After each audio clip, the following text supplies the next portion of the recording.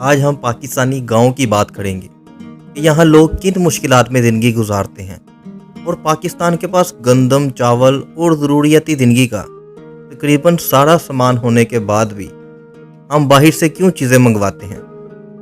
और कुछ ऐसी ताकतवर मखलूक के बारे में भी जानेंगे जो कि पाकिस्तान में रहती हुई भी ना घर खरीदती है और ना खाती पीती है, और पाकिस्तान के ताकतवर अदारे कुछ भी कर लें इनका CNIC कार्ड नहीं बना सकते। जी हाँ, आज हम बात करेंगे पाकिस्तान में गैर मामूली रहने वाली मखलूक जिन्हें पाकिस्तानी जिन्नात के नाम से भी जानते हैं।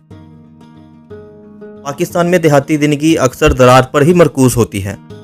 बहुत से देहाती गंदम, चावल, गन्ना और कपास जैसी फसलें काश्त करते हैं। पाकिस्तान के गांव में अभी भी हुकूमत की नाकस पॉलिसी की वजह से आज भी काश्तकारी के तरीका सदियों पुराना है। जहां पर दूसरे ममालिक अपने खाने पीने वाली चीज़ों पर ज़्यादा तवज्जो देते हैं, वही पाकिस्तानी में अब भी ट्रैक्टर या कोई जदीद किस्म की चीज़ें ना होने के बराबर हैं और इनकी जगह बैल के ज़रिए फसलों में काश्तकारी की जाती है। पाकिस्तान ऐसे बदकिस्मत मुल्कों में से एक है जहां नेचुरल तरीके से काश्त की हुई फसलों को कुछ लोगों की जेबों में डॉलर भरने के लिए यूरोप की मार्केट में बेच दी जाती हैं, और उनकी फसलें जो मसनूई तरीके से तैयार की जाती हैं और तरह तरह के केमिकल लगाकर तैयार की जाती हैं, वो फसलें पाकिस्तान की मार्केट में 10 गुना ज़्यादा महंगी कीमत पर पाकिस्तान के लोगों को सेल की जाती हैं। इसके अलावा वडेरा कल्चर तो आप जानते हैं, वो भी कुछ ऐसी जगह पर अपनी फैक्ट्रियां और महल बना लेते हैं जिस वजह से अगर ज़रूरत से ज़्यादा बारिश हो तो वो अपनी जायदादें बचाने के लिए सारे पानी का रुख किसानों की बस्तियों की तरफ कर देते हैं, और गरीब किसानों के घर के साथ साथ इनकी फसलें भी तबाह हो जाती हैं। पाकिस्तान के देहातों में रवायती मकानात अक्सर मिट्टी या ईंटों से बने होते हैं जो मुकामी तमीराती तर्ज की अक्कासी करते हैं। पाकिस्तान में गांव के मनाजर दिलकश हैं जिनमें सरसब्ज़ व शदाब खेतों, फलों के बागात और ढलती नदियां हैं जो कुदरती खूबसूरती में हिस्सा डालते हैं। लोग सुबह फजर की अजान पर उठते हैं और वज़ू करके अल्लाह के आगे सजदा सुजूद होते हैं और अपने अपने कामों में लग जाते हैं। गांव वाले मुख्तलिफ मौसमी त्यौहार मनाते हैं, जैसे पसंद का त्यौहार और फसल की कटाई के त्यौहार, जो कि रंगारंग तकरीबात, रवायती मौसीकी और रक्स के साथ मनाया जाता है। पसंद के त्यौहार में पतंगबाजी के मुकाबले शामिल हैं जो गांव की ज़िंदगी में रौनक और त्यौहार का इजाफा करते हैं।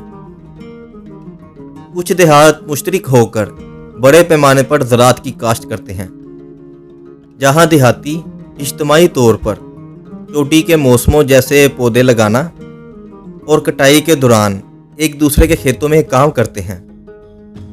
गांव में पंचायती निज़ाम कायम है।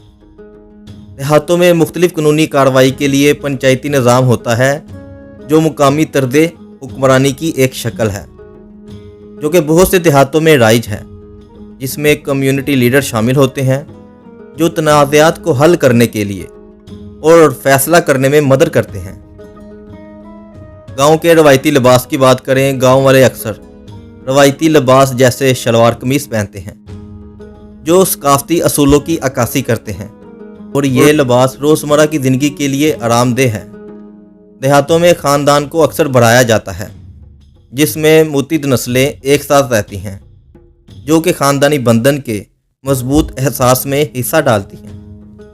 देहाती मवेशी पालते हैं जिनमें गायें, भैंस और बकरी जैसे पालतू जानवर शामिल हैं जो ज़राअत और घरेलू ज़रूरियात दोनों में हिस्सा डालते हैं।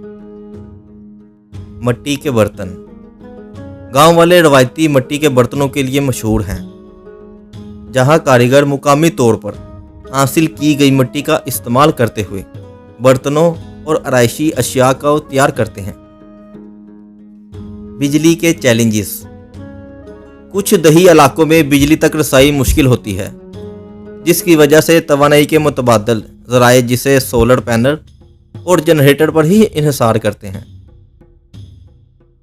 में अक्सर कुछ मुतहरिक गली बाजार होते हैं जहां मुकामी दुकानदार ताज़ा पैदावार, हाथ से तैयार करदा दस्तकारी और ज़रूरी सामान फरोख्त करते हैं, जिसमें मवेशी भी शामिल हैं। गांव की रवायती मौसीकी की बात करें तो सकाफती तकरीबात के दौरान देहाती रवायती मौसीकी से लुत्फ़ अंदोज़ होते हैं, जिसमें ढोल और बांसुरी जैसे आलात के साथ लोक गीत और रक्स होते हैं। कुएं और हैंड पंप्स। पानी तक रसाई अक्सर कुओं और हैंड पंप के जरिए ही मुमकिन है। कुएं अक्सर इज्तिमाई जगह होती हैं जहां देहाती जमा होते हैं, जो ना सिर्फ पानी फराहम करते हैं बल्कि समाजी मेल जोल के मौके भी फराहम करते हैं। तलीमी चैलेंजेस। गाँव में तलीम को बेहतर बनाने की कोशिश की जा रही है। कुछ देहातों को चैलेंजेस का सामना है, जैसा कि स्कूल और दूसरे वसाइल तक महदूद रसाई।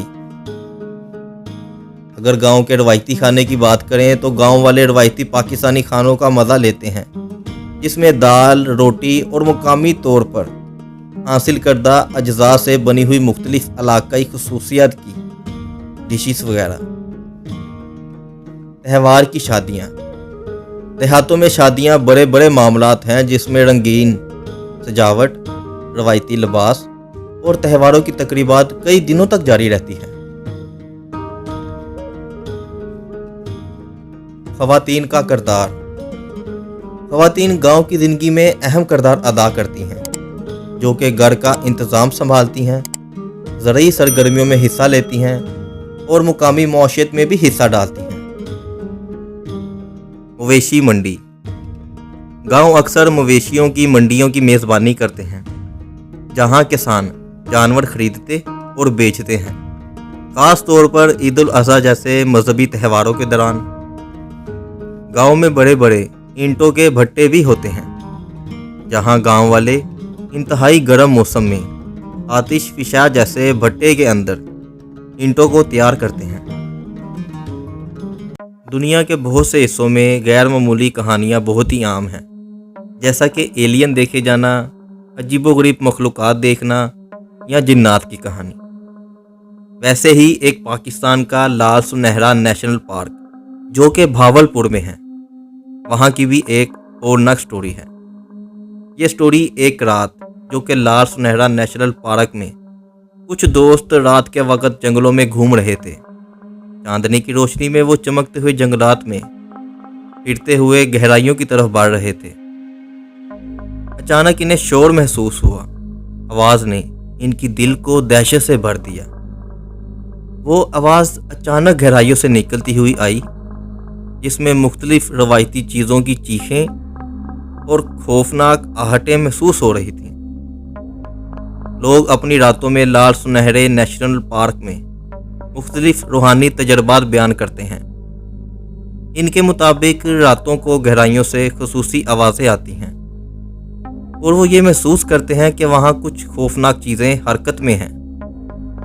इन लोगों का कहना है कि इस नेशनल पार्क में सैर कर रहा था कि अचानक इन्होंने जंगलात में एक अहम वाक़या देखा, जहाँ एक जादुई शम्मा घूम रही थी।